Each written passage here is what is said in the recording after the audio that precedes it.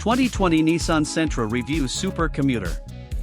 Nissan's been on a bit of a small car tear lately, having impressed me with the Kicks crossover and Versa sedan. The next commuter mobile to get a glow-up is the Sentra. Once destined for rental car stardom, with improvements in the looks, powertrain and technology departments, the Sentra is now a truly solid contender.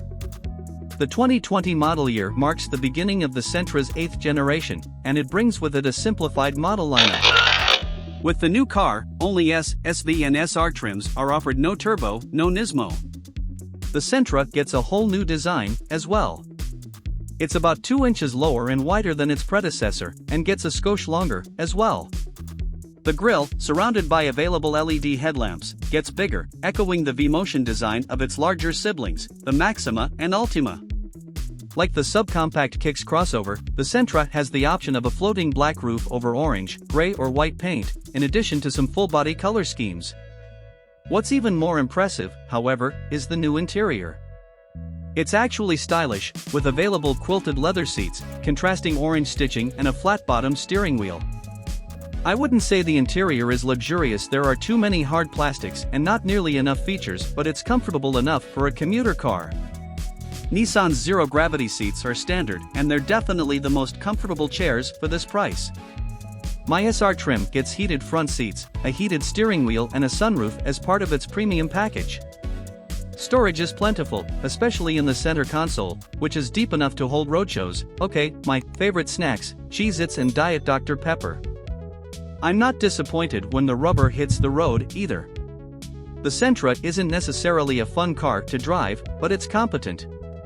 A new 2.0-liter 4-cylinder engine replaces last year's 1.8-liter i4, and it ekes out 149 horsepower and 146 pound-feet of torque. A new multi-link independent rear suspension stands in lieu of the old torsion beam setup, so the ride is much smoother. When it comes to back roads, the Sentra exhibits a surprising lack of body roll, and while the steering isn't chatty, it's nicely weighted and has a good on-center feel. The power gets down to the pavement through Nissan's now ubiquitous, continuously variable transmission. The old 6-speed manual option has been nixed. The good news is that the CVT in the Sentra does a reasonably good job at mimicking a standard stepped automatic. There is an unmarked button on the gearshift that puts the Sentra into sport mode, but it doesn't seem to do much except remap the transmission to shift at a higher RPM. The in-dash Nissan Connect infotainment system on an available 8-inch screen is only fine. It's certainly better than the Intune system in the Toyota Corolla, but it's no improvement over what you find in a Honda Civic. Apple CarPlay and Android Auto are both here, which is good, as embedded navigation isn't available. The screen itself can be unresponsive and drivers are often forced to tap the screen multiple times for actions that should be simple. For example, when I push the audio shortcut button, it doesn't go to the source that I'm already listening to, be it satellite, FM, Bluetooth or whatever, but instead to the source option page itself.